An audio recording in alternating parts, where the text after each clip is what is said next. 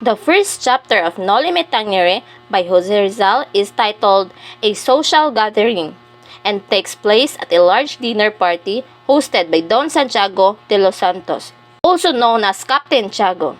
The party is held at Captain Tiago's impressive home and includes guests such as soldiers, European travelers, priests, an old lieutenant in the civil guard, a Dominican friar named Fray Sebela, a Franciscan friar named Fray Damaso, a civilian who has just arrived in the Philippines. A gathering was prepared by Don Santiago at his house, which is next to the Binondok River and Anluwagi Road. He is known by the nickname Captain Tiago and is best known as a gentleman and open-hearted in helping others. The house was almost full of people.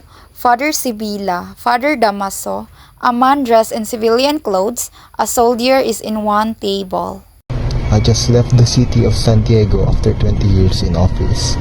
There are 6,000 citizens there, and I know everyone's secret. And when I left, who took me? Some old women and some Hermano Tercego, since I lived there for 20 years. That has nothing to do with the disistanco of tobacco. Padre Damaso was shocked and almost dropped the cup he was holding after he heard what the man said. What? You don't understand. Don't you know that the changes of the ministers are wrong? Do you believe? As I believe in the gospel, Indios are careless. Please forgive my disagreement. What you say stirs my feelings. Is negligence natural to those people, or is it just a cover-up for the rule of the conquerors, which I heard from a traveler? Mr. Laruja will prove to you that Indios are ignorant and indifferent. That's the truth. No one is more ignorant and ungrateful than the Indios. The conversation of the people turned to the transfer of Father Damaso to another town after serving in San Diego.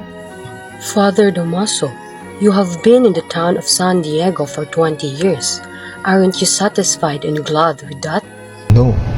If there is no freedom to judge, the people will be destroyed. What do you mean? That is the cause of calamities. Heretics who are enemies of God and are favored by the government. When the lieutenant asked again, Father Damaso faced him and spoke strongly.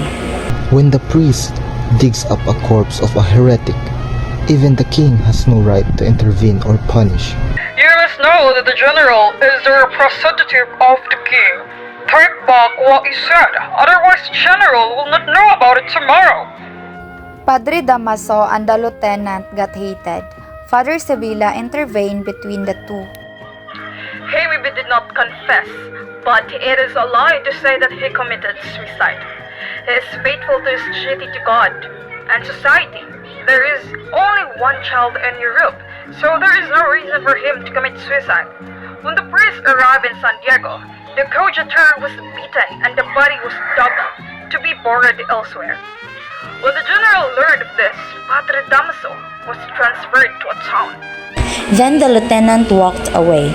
Gradually, security returned to the hall. Some other new guests arrived as the couple Dr. de Espadanya and Doña Victorina. The excerpts Ronaldo Metangere, a social gathering, focus on the fact that Father Damaso thinks he can generalize about the nature of Indios, indicates his excessive confidence and lack of cultural compassion, considering that the term Indio is a derogatory term for Filipinos. Furthermore, his domineering character is evident by his authoritative tendency to take command of a conversation, lecturing newcomers instead of welcoming their questions. It is clear right after the start, then, that the priests are afforded an outsized amount of power in this community. This is the excerpts of the chapter 1 in Nole Metangere, a social gathering.